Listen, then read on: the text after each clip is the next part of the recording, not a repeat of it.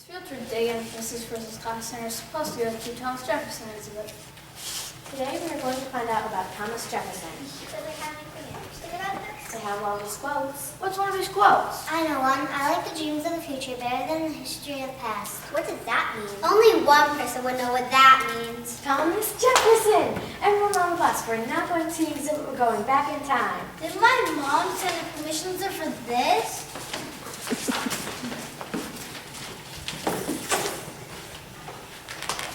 It's 1816. It looks different here. Everything's old. There's no technology. Or electricity, and don't even get me started on the bathroom situation.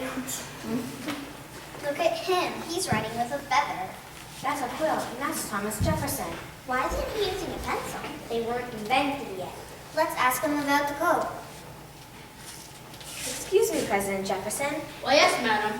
May I help you? But can't I ask you what the quote? I like the dreams of the future rather than the history of the past means. Well, that's peculiar. I just wrote that in a letter to my dear friend John Adams. A letter? It's like an email, except slower. Oh. It means you really can't change the past, so one shouldn't worry about it. However, you can change the future if you work hard. It's better to focus on the future. That makes sense. We can learn from the past, but we can only change the future. And you children all work hard so you'll have a bright future. We better get back on the bus so we can go back to the future. You're from the future? Tell me about it. Let's just say all your dreams come true. I'm gonna let John Adams know about this. Thanks, President Jefferson.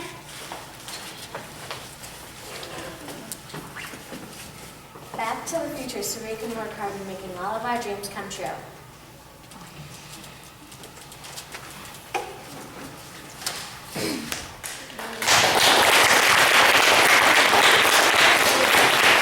Amazing facts for you guys.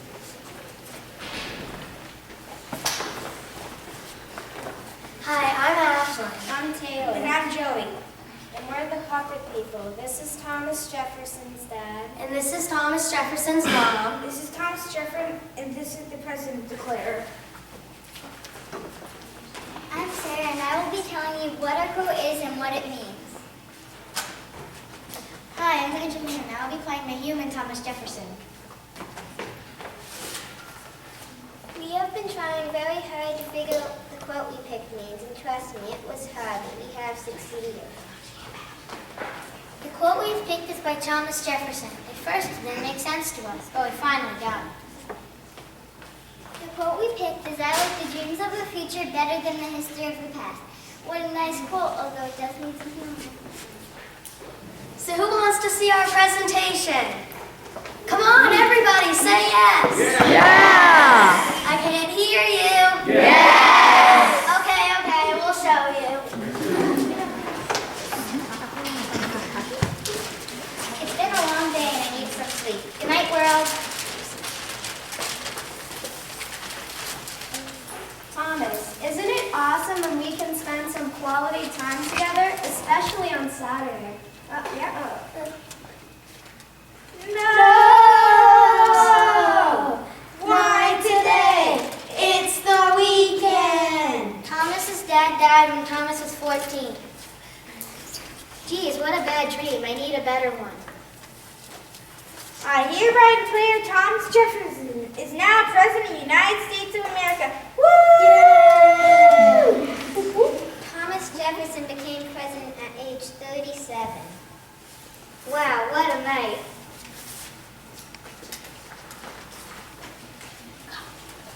We think that this quote means we would rather think about what's going to happen next rather than what's already happened.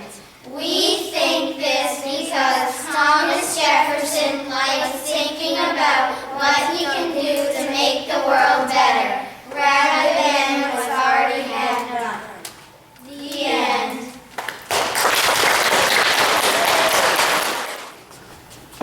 Hello, we are from Pollard School's third grade language arts enrichment class, so my name is Anna.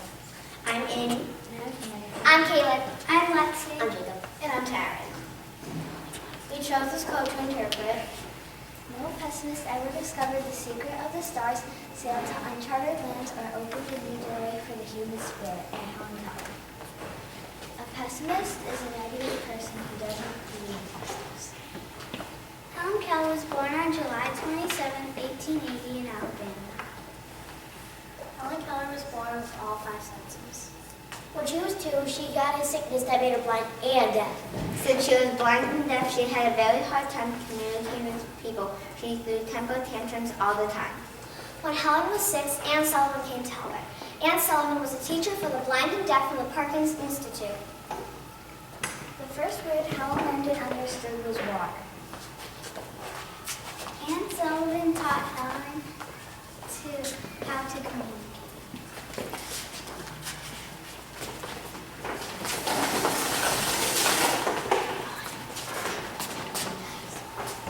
One spring day, Anne and Helen took a walk outside. Anne brought Helen to a water fountain. Anne let some water run down Helen's hand. She spilled the water into her palm. She did it over and over again. Suddenly, Helen understood. The wet liquid and the word being spilled on her palm were the same thing. Helen learned the word water. Water! Oh, Helen, you finally learned. Hooray! Okay, everybody, get your hands up. I'm going to show you how to spell water in sign language. W is 3 fingers up. A is your fist. T is your thumb between your index and middle finger, and turn your fist sideways. So let's try that so far. W, A, T, E is a donkey paw. R is your fingers crossed. Let's try that together. W, A, T, E, and R. Water. She learned to communicate in different ways. She learned Braille and sign language. She even learned to communicate by feeling vibrations of people that were talking. Hi, Helen. Hi, Helen. Helen loved to be outdoors. When she was 8, she almost drowned. Oh, yeah. Sorry. She wanted to do simple chores like laundry. She actually knew which clothes were hers. Helen learned to read by writing a story in her palm. She also learned to write by using a wooden board that had a grade in it.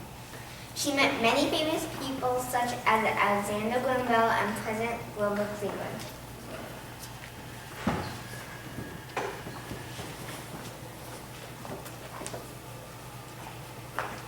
No pessimist ever discovered the secret of the stars, sailed to uncharted lands, or opened a new doorway for the human spirit.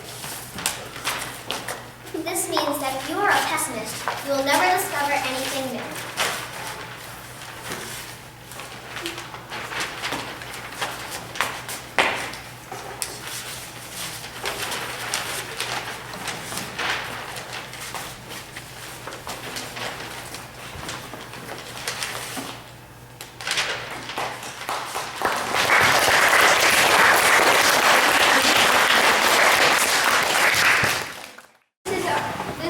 This skit is about Helen Keller.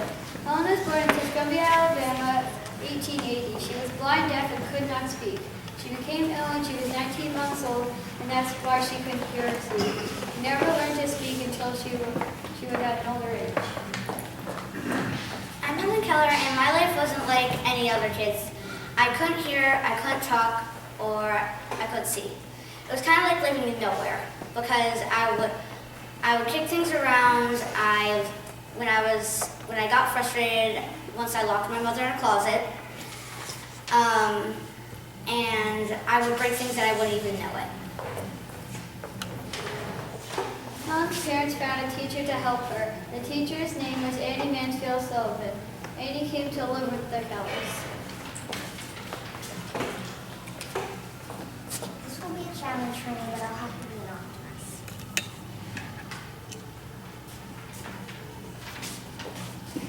Helen met the U.S. President Eisenhower in 1953.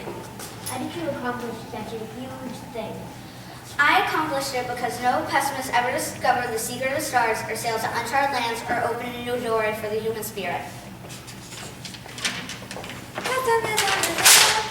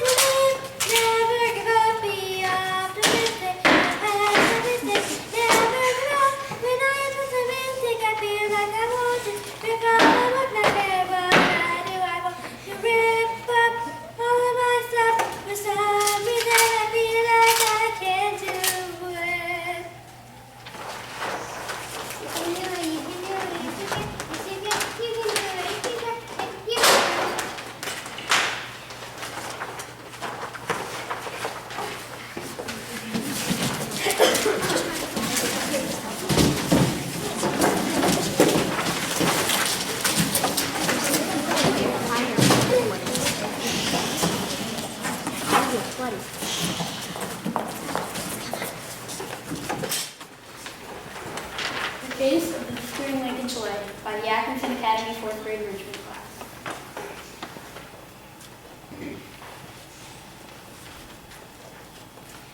Before the Patagonia Chilean lake disappeared, it was 100 feet deep and covered an area of 5 acres. It's in the Bernardo Higgins National Park near the southern Andes Mountains. This lake was rarely visited and didn't have a name. In March, park rangers were there and everything was normal. 2 months later, the park rangers of Bernardo Higgins National Park came back to the lake. They were shocked to find that the lake was no more than a 100-foot deep crater with an enormous fissure, a little bit of water, and some ice chunks.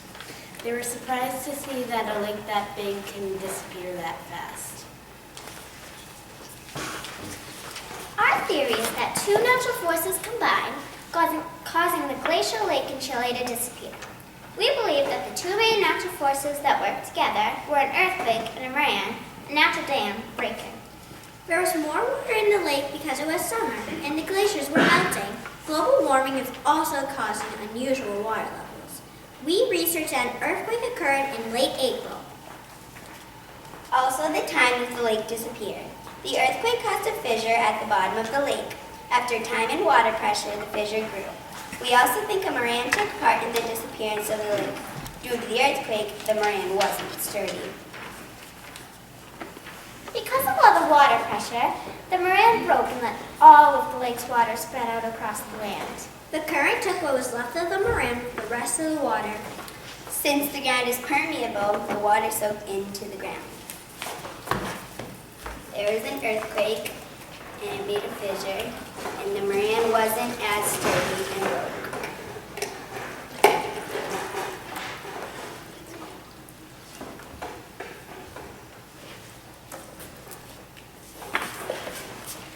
This is what we think happened to the lake that once was in Chile. We based our explanation on moraine breaking and an earthquake making a fissure in the bottom of the lake. We researched about an earthquake in the same place and time the lake disappeared. We know that the earthquake made a giant fissure. Also, a moraine was part of the disappearance because the moraine broke and water rushed through into other lakes and the ground. This has been The Disappearing Lake in Chile by Caitlin Downing, Jack Allen, Julia Huberto, Alon Levine, Katie Lonigan, Sky Priest, Cameron Luo, Gianna Russo, Devin Simmons.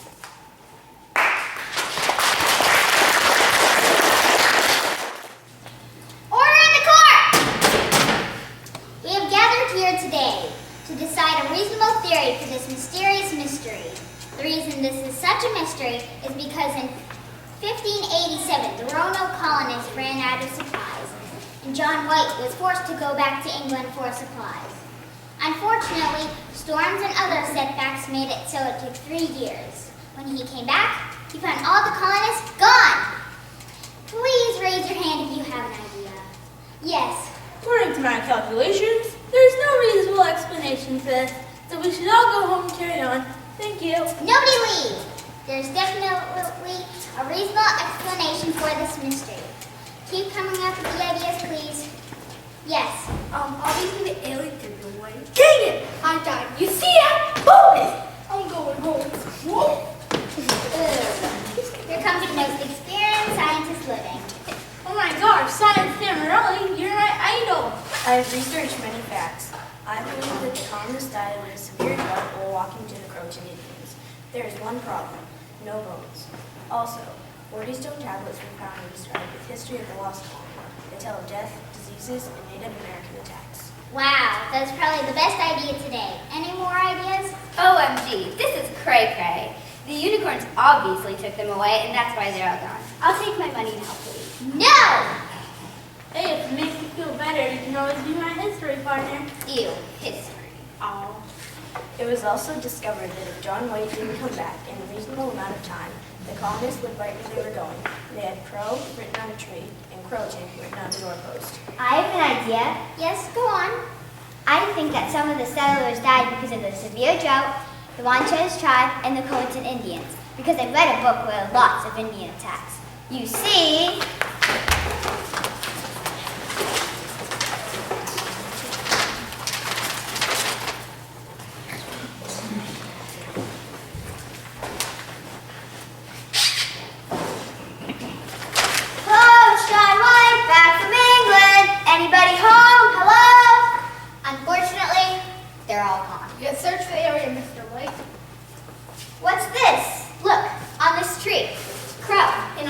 store. Croatan. Looks like they've taken most of their belongings too. Mysterious.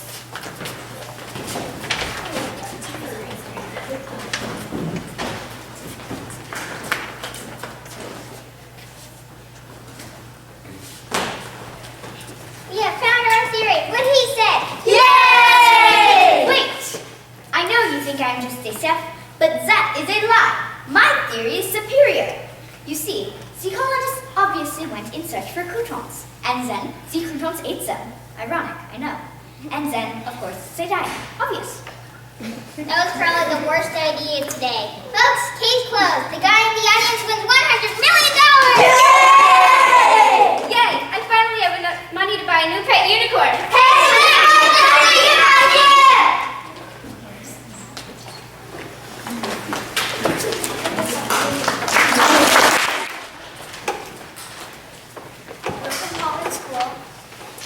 Where the 4th grade enrichment.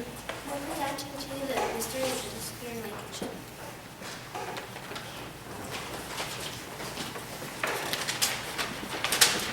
Well, park ranger, it's been a while since we visited that lake in Granada Lakes National Park, Chile. And you know what? That's so remote it doesn't even have a name. Yeah, that's the one. Well, the lake looks fine. How about that fisherman? Let's go see what he's doing. Well, what are you doing, fisherman? Just fishing like I have been for the past 30 years, That's a long time. ever since the lake formed. Okay, have a nice day, sir. You too.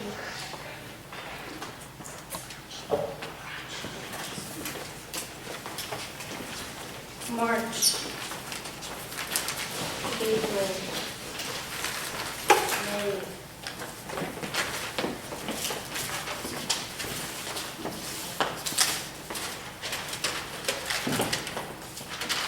Well, it's been 2 months since we checked on that lake. Let's go check on it again. Holy cow, the lake is gone, completely gone. All that's left is a giant fissure and chunks of ice. What happened to this lake? It was enormous once, and now it's gone.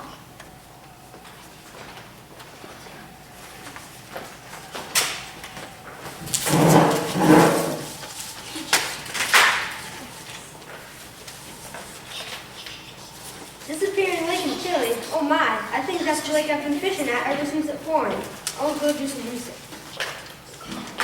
First, I'll look up some basic facts. The lake, it disappeared in 2 months time period. It was 100 feet deep with a surface area of 8 acres. Global warming is a big concern to lake, and glacial lakes often develop behind natural dams. Was the weather a factor? The high temperature between March and May was 55 degrees and the low was 33 degrees. Doesn't sound like it dried up. Not hot enough. Maybe it was an earthquake. There's lots of earthquakes in South America, and fissures are caused by earthquakes. A fissure is a large crack in the earth. But I wonder why there was chunks of ice. Maybe I'll search up glaciers. The lake was fed by 2 glaciers. The names are Tampano and Bernardo. Global warming is a big part of this lake's disappearance. If the temperature hadn't increased, the glaciers wouldn't have melted. Therefore, the lake wouldn't have filled as fast, meaning that the water wouldn't have broken the moraine. This means that the lake wouldn't have disappeared. They've been melting. Hey, did I hear something about natural dams? Maybe I'll search that. Another name for natural dams are moraines. Moraines. I've never heard that name before. Moraines are natural dams formed by by glaciers. They are long, bumpy ridges at the edges of glaciers. Rocks roll down the glacier and build up to form the moraine. Moraines are made up of things left from glaciers like soil, rock, and gravel.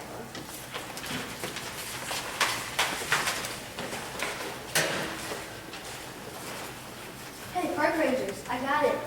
Well, we're open to theories. Since it's hot out, the glaciers have been melting, which caused the lake to overflow, which broke the moraine, and all the water drifted out to sea. Well, I think you just solved the mystery. Thanks.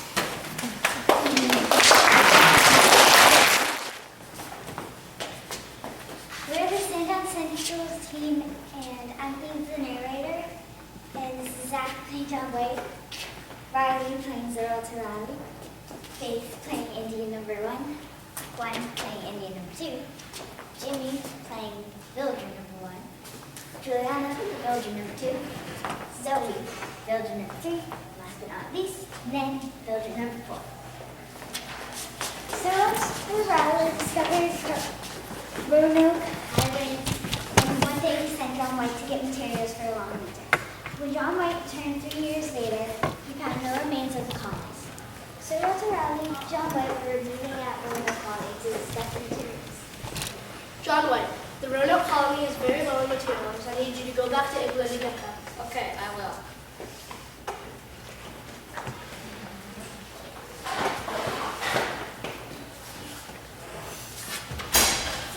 Later, the villagers were very low on food and other materials. They had lots of different diseases and they felt very sick.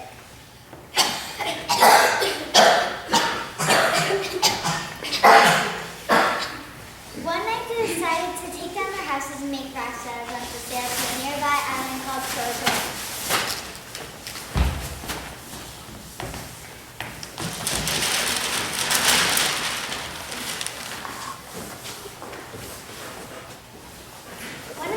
Decided to leave John White a message in a nearby birch tree so that he'd know where they went.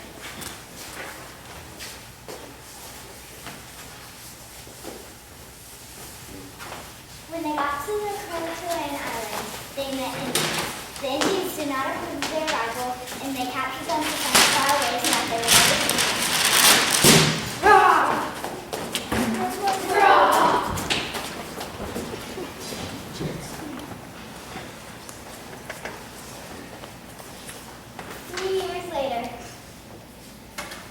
Returned to the colony with no remains of the colonists there, and he had no idea what it meant.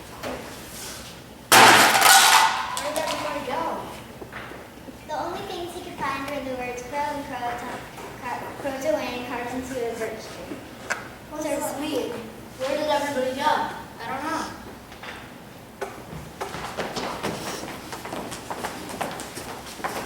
This is It's a mystery and history that will never be solved. Until now.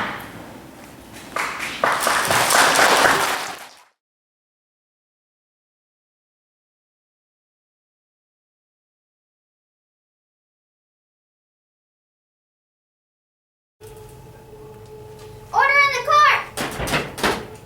We have gathered here today to decide a reasonable theory for this mysterious mystery. The reason this is such a mystery is because in 1587, the Roanoke colonists ran out of supplies, and John White was forced to go back to England for supplies. Unfortunately, storms and other setbacks made it so it took 3 years. When he came back, he found all the colonists gone. Please raise your hand if you have an idea. Yes. According to my calculations, there is no reasonable explanation for this, so we should all go home to carry on. Thank you. Nobody leave. There's definitely a reasonable explanation for this mystery. Keep coming up with the ideas, please. Yes. Obviously the alien took him away. Dang it! I died. You see that? Okay, I'm going home. Here comes the most experienced scientist living. Oh my gosh, Science Stanrelli, you're my idol. I have researched many facts. I believe that the colonists died of a severe drought while walking to the Croatan Indians, but there is one problem: no bones. Also, 40 stone tablets were found to describe the history of the lost colony. They tell of death, diseases, and Native American attacks. Wow, that was probably the best idea today. Any more ideas? OMG, this is cray-cray.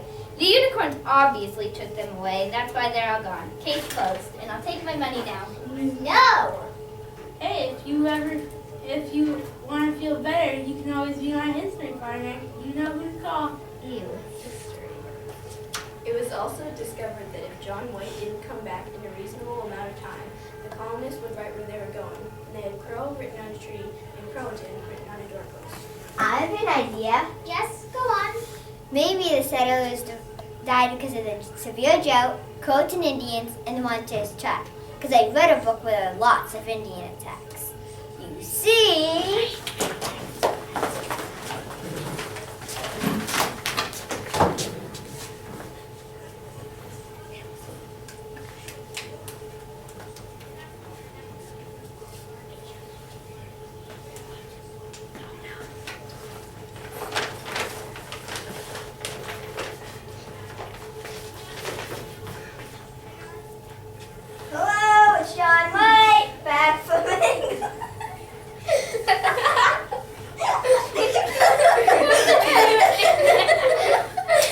I'd say that's a blooper. Do we start from the beginning again?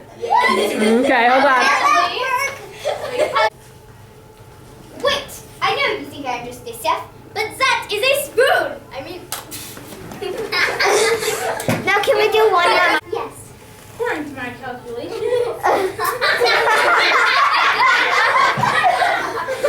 Take two. Keep going. Here comes the most experienced scientist. What's that word? Living. According to my Just keep going. I've researched many facts. I believe that the colonists died of the severe drought while walking to the Croatian Indians. But there is one problem. No. No. Okay. Yeah. Take three. Take three. Okay.